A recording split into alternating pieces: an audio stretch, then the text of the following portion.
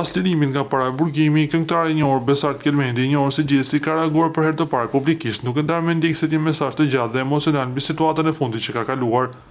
Në reagimin e tij, artisti pranon gabimet dhe kërkon falje për shqetësimin e shkaktuar.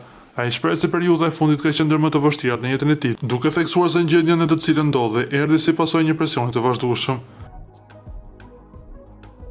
Nuk jam njeri i tillë, shkroi ai ndërsa shton se ndihet i penduar për atë që ka ndodhur. Fillimisht po do me pranoj që kam bën gabim dhe kërkoj falje për shqetësimin që kam shkaktuar të stafi. Vjen shumë keq dhe jam shumë pishmon. Unë nuk jam njeri i tillë dhe veç një torturë e madhe që nuk u ndal kurrë, ka mujt me mpru në atë gjendje. Faleminderit për zemrës për këtë mesazhe dhe mbështetjen. Keni jep forcë momentet vështira. Një falënderim i veçantë shkon për avokatët e mi, Burim Azemin dhe Artan Çerkinin, për profesionalizmin dhe për krajën e vazhdueshme. Në bashkëpunim me labelin, menaxhmentin dhe avokatët tanë në Britani, kemi nisë procedura ndaj kompanisë për këtë keqtrajtime ndër vite, mundësi të humbura dhe dëmet e shkaktuara. Ka shumë gjëra që hala nuk i dini, por që keni më kuptuar shumë shpejt. Muzikën s'mundet me na dal kurkush, sidomos jo njerëzit dhe kompanitë që kanë për qëllim me shkatëruar artistët dhe me njollos industrinë e muzikës.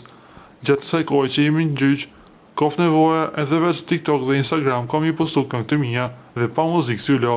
Ju du shumë, drejtësia ka me fitu si gjithmonë, i juaj Gjesti.